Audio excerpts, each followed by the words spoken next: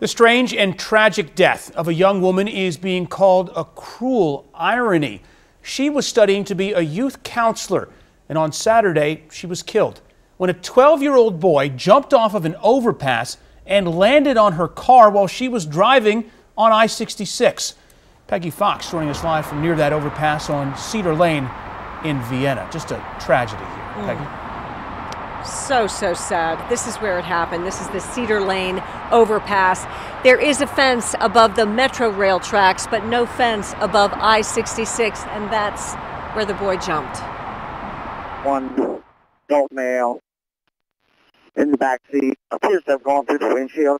On Saturday afternoon, it was a heartbreaking collision on I-66 that killed 22-year-old Marissa Harris of Olney, Maryland. The collision did not come from another car, but from a boy, a 12-year-old who had jumped off the overpass on Cedar Lane. Police call it a suicide attempt. It's just such a cruel irony because the program is so much about helping people with severe depression. Harris was a graduate student at Marymount University studying clinical mental health counseling. Sarah Moore earned a master's degree from the same program last year. So many people in our community are dedicated to helping teens in his very situation.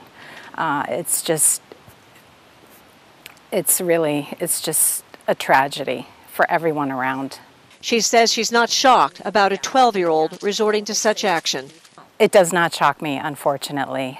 There's a lot of emphasis on treating teens in the program, and so the more we know about how the brain works with research, the more we know how much of a problem this is and how we have to look out for it. Dr. Linda Murdoch is the Vice President for Student Affairs at Marymount. She was definitely valued by her professors. They saw great promise in her as a clinician, and her fellow cohort members as students also felt that they had a really good teammate in their studies. Now, the 12-year-old boy, we understand, is in the hospital. He has life-threatening injuries. We are asking for more information. We're not sure what school this boy went to, but we do know that Fairfax County Public Schools has sent information to all of the principals at its middle and high schools so that those principals know the resources to let their parents know in case the children need it. All of the resources for suicide and suicide prevention and depression.